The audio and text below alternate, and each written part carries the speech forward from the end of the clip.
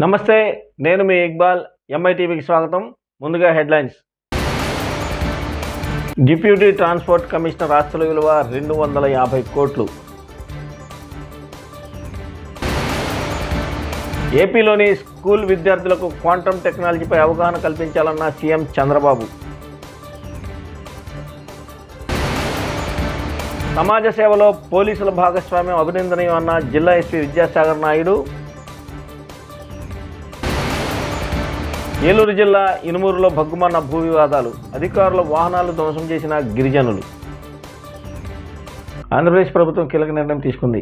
రాష్ట్రంలో స్కూల్ విద్యార్థులకు క్వాంటమ్ టెక్నాలజీపై అవగాహన కల్పించే కార్యక్రమాన్ని సూచించారు ముఖ్యమంత్రి చంద్రబాబు. 7, 8, 9 తరగతుల విద్యార్థులకు క్వాంటమ్ టెక్నాలజీపై అవగాహన కల్పించేందుకు స్కూల్స్లో కంప్యూటర్ ల్యాబ్స్ ఏర్పాటు చేయాలని సూచించారు. అమరావతి సచివాలయంలో చంద్రబాబు ఐఐటి మద్రాస్ ప్రతినిధులతో సమావేశమయ్యారు. అనంతరం ఈ నిర్ణయాన్ని ప్రకటించారు. తెలుగు, ఇంగ్లీష్, హిందీ భాషల్లో ఏఐపై అవగాహన కల్పించే ప్రతిపాదనల్ని మద్రాస్ ఐఐటి సంస్థకు సీఎం వివరించారు. క్వాంటమ్ టెక్నాలజీపై జనవరి నెలాఖరులోగా పాఠ్యాంశాలను రూపొందించాలని చంద్రబాబు సూచించారు.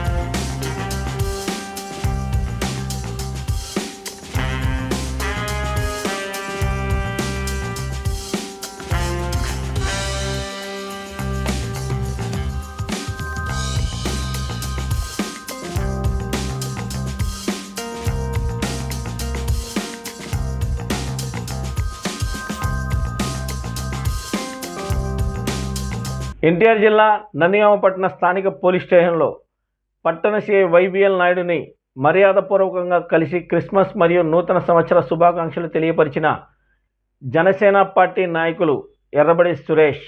కొత్తగా విధుల్లో చేరి విధులు నిర్వహిస్తున్న ఎస్ఐ మోహన్ రావును శాల్వాతో సన్మానించి జనసేన పార్టీ తరపున క్రిస్మస్ మరియు నూతన సంవత్సర సంక్రాంతి శుభాకాంక్షలు తెలియపరిచిన జనసేన పార్టీ నాయకులు ఎర్రబడి సురేష్ నందిగామ నియోజకవర్గ ప్రజలకు, నందిగామ పట్టణ ప్రజలకు క్రిస్మస్ మరియు నూతన సంవత్సర శుభాకాంక్షలు, సంక్రాంతి శుభాకాంక్షలు తెలియపరిచిన జనసేన పార్టీ నాయకులు ఎర్రబడి సురేష్. ఏసీబీలోకి చిక్కిన రవాణా శాఖ తిమింగలం మహబూబ్ నగర్ డిప్యూటీ ట్రాన్స్పోర్ట్ కమిషనర్గా విధులు నిర్వహిస్తూ హైదరాబాద్ నగరంలోని బోయిన్పల్లిలో నివాసం ఉంటున్న ఎం కిషన్ నాయక్ అవినీతి ఆరోపణల నేపథ్యంలో ఆయన ఇంటితో పాటు నిజామాబాద్, నారాయణఖేడ్ ప్రాంతాల్లో ఉన్న తన బంధుమిత్ర ఇళ్లలో కలిపి 12 చోట్ల తనిఖీ నిర్వహించిన ఏసీబీ అధికారులు అతనికి నారాయణఖేడ్ ప్రాంతంలో 31 ఎకరాలు, నిజామాబాద్ ప్రాంతంలో 10 ఎకరాలు, నిజామాబాద్ జిల్లాలో కేంద్రంలో ఉన్న లహరి ఇంటర్నేషనల్ హోటల్లో 50% వాటా, రాయల్ వక్ ఫర్నిచర్ షాపుకు లీజుకు ఇచ్చిన 3000 గజాల వాణిజ్య స్థలం, కిలో బంగారు ఆభరణాలు, బ్యాంకు ఖాతాలో 1,37,00,000 నగదు, అశోక్ టౌన్షిప్లో 2 ప్లాట్లు, 4000 గజాల స్థలంలో పాలీ హౌస్ ఉన్నట్లు గుర్తించామని తెలిపిన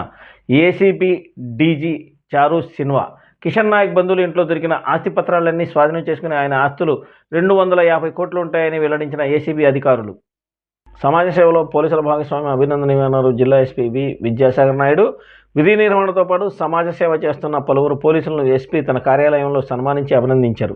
ఇటీవల రోడ్డుపై విధులు నిర్వహిస్తున్న traffic head constable Y Venkataratnam school వదిలిన సమయంలో కొంతమంది పేద విద్యార్థులు మండుటెండలో కాళ్లకు చెప్పులు లేకుండా రోడ్డుపై వెళ్ళటాన్ని గమనించి అందరికీ తన సొంత ఖర్చులతో పాదరక్షలు కొనిపెట్టి తన ఔదార్యాన్ని చాటుకున్నాడు. ఈ విషయం సోషల్ మీడియాలో హల్చలైంది. అలాగే R Peta police station constable, Bandar sub division drone ఆపరేటర్గా విధులు నిర్వహిస్తున్న కె కృష్ణమూర్తి తన పుట్టినరోజును అందరి మధ్య ఆడంబరంగా చేసుకోకుండా శీతాకాలంలో చలికి గజగలాడుతున్న యాచకులు రగ్గులు, దుప్పట్లను అందజేసి తనలోని మానవత్వాన్ని చాటుకున్నాడు. అధికారుల ద్వారా విషయం తెలుసుకున్న ఎస్పీ వెంకటరత్నం కృష్ణమూర్తిని తన కార్యాలయాన్ని పిలిపించి సన్మానించారు. పర్యాటక అభివృద్ధిలోనూ స్పీడ్ ఆఫ్ డూయింగ్ వినూత్న నమూనాలను ప్రోత్సహిస్తున్న ప్రభుత్వం హోమ్ స్టేలపై క్షేత్రస్థాయిలో అవగాహన కల్పించాలి. క్యాలెండర్ ప్రకారం పర్యాటక కార్యక్రమాలు జిల్లా పర్యాటక కౌన్సిల్ సమావేశాల్లో తెలియపరిచిన కలెక్టర్ డాక్టర్ జి లక్ష్మీష. గౌరవ ముఖ్యమంత్రి పిలుపునిచ్చిన స్పీడ్ ఆఫ్ డూయింగ్ బిజినెస్ స్ఫూర్తికి అనుగుణంగా పర్యాటక రంగ అభివృద్ధికి కూడా సమిష్టిగా కృషి చేయాలని, టూరిజంలో వినూత్న నమూనాలు ప్రభుత్వం ఎప్పుడు ప్రోత్సహిస్తుందని కలెక్టర్ డాక్టర్ జి లక్ష్మీష అన్నారు.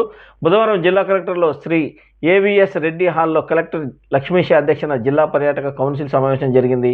పర్యాటక శాఖ అధికారులతో పాటు ట్రావెల్స్, బోటింగ్ అసోసియేషన్ల ప్రతినిధులు హాజరైన ఈ సమావేశంలో Kondapalli experience centre, home stay పర్యాటక ఈవెంట్లు, ట్యాక్సీ యాప్ తదితరాలపై చర్చించారు. ఈ సందర్భంగా కలెక్టర్ జి లక్ష్మీష మాట్లాడుతూ జిల్లాను పర్యాటక హబ్గా తీర్చిదిద్దేందుకు తీసుకున్న నిర్ణయాల సత్వర అమలుకు చర్యలు తీసుకోవాలన్నారు. పర్యాటక రంగంలో పెట్టుబడిదారులకు పూర్తి స్థాయి సహాయ సహకారాలు అందజేయడం జరుగుతుందన్నారు. పర్యాటక రంగ సుస్థిర అభివృద్ధికి స్థానిక ప్రజలకు ప్రత్యక్షంగా ఆర్థిక ఫలాలు అందించడంలో హోమ్ స్టేలు కీలక పాత్ర పోషిస్తున్నాయని, వీటిపై ఔత్సాహికులను అవగాహన కల్పించి రిజిస్ట్రేషన్ చేసుకునేలా ప్రోత్సహించాలన్నారు డాక్టర్ జి లక్ష్మీష. ప్రేమించి పెళ్లి చేసుకుంటారని నమ్మించి మోసం చేశాడని యువకుడు ఇంటి ముందు ధర్నాకు దిగింది ఓ యువతి. తనకు జరిగిన అన్యాయాన్ని వెళ్ళబోసుకుని కన్నీళ్లు పెట్టుకుంటుంది. ఎన్టీఆర్ జిల్లా నందిగామ రూరల్ పరిధిలోని కాకాని నగర్లో ఈ ఘటన వెలుగు చూసింది. ఏలూరు జిల్లా కైకలూరుకు చెందిన ఓ యువతి జగ్గేపేటకు చెందిన బాలు సత్యజీవ్ అనే యువకుడితో దాదాపుగా 13 ఏళ్ల క్రితం పరిచయం ఏర్పడింది. చదువుకునే రోజుల నుంచి మొదలైన ఈ పరిచయం 6 ఏళ్లుగా ప్రేమగా మారింది. అయితే పెళ్లి చేసుకుంటానని మాట ఇచ్చిన ప్రియుడు ఇటీవల కాలంలో పూర్తిగా మారిపోయాడని బాధితురాలు ఆరోపిస్తుంది. తనతో సరిగ్గా మాట్లాడడం లేదని, తనను దూరం పెట్టే ప్రయత్నం చేస్తున్నాడని ఆవేదన వ్యక్తం చేస్తుంది. ఇంతకాలం తనను ఆదరించిన అతని కుటుంబ సభ్యులు కూడా ఇప్పుడు తనను దూరం పెడుతున్నారని తెలిపింది. తన ప్రియుడిని తనకు కాకుండా చేసే ప్రయత్నం చేస్తున్నారని, అతనికి వేరే అమ్మాయితో పెళ్లి చేయాలని చూస్తున్నారని ఆరోపించింది. తన జీవితం మొత్తం ఈ ప్రేమ చుట్టూనే తిరిగిందని, ఇప్పుడు ఇలా వదిలేస్తే తాను ఏమైపోవాలని కన్నీళ్లు పెట్టుకుంటుంది. తన ప్రియుడు తనకు కావాలని, తనకు న్యాయం చేయాలని ఏకంగా ప్రియుడి ఇంటి ముందు ధర్నాకు తిరిగింది. యువతి ఆందోళనతో ఈ సంఘటన స్థానికంగా కలకలం రేపింది. ఏపీలోని ప్రజలకు కూటమి ప్రభుత్వం న్యూ ఇయర్ సందర్భంగా తీపి కబురు అందించింది. కొత్త సంవత్సరం సందర్భంగా భారీ డిస్కౌంట్లతో చేనేత వస్త్రాలు అందించనుంది. న్యూ ఇయర్ని పురస్కరించుకుని డిసెంబర్ 26వ తేదీ నుంచి తిరుపతిలో చేనేత వస్త్రాల ఎగ్జిబిషన్ ప్రభుత్వం ఆధ్వర్యంలో నిర్వహించేందుకు ఏర్పాటు చేస్తుంది. ఈ ఈవెంట్లో అతి తక్కువ ధరకే డిస్కౌంట్లతో చేనేత వస్త్రాలను విక్రయించనున్నారు. ఏకంగా 40 నుంచి 60% వరకు డిస్కౌంట్లు ఇవ్వాలని నిర్ణయం తీసుకున్నారు. ఈ విషయం ఏపీ చేనేత జౌళి శాఖ మంత్రి సవిత ప్రకటించారు. చేనేత జౌళి శాఖ ఆధ్వర్యంలో ఈ ఎగ్జిబిషన్ నిర్వహించనున్నారు.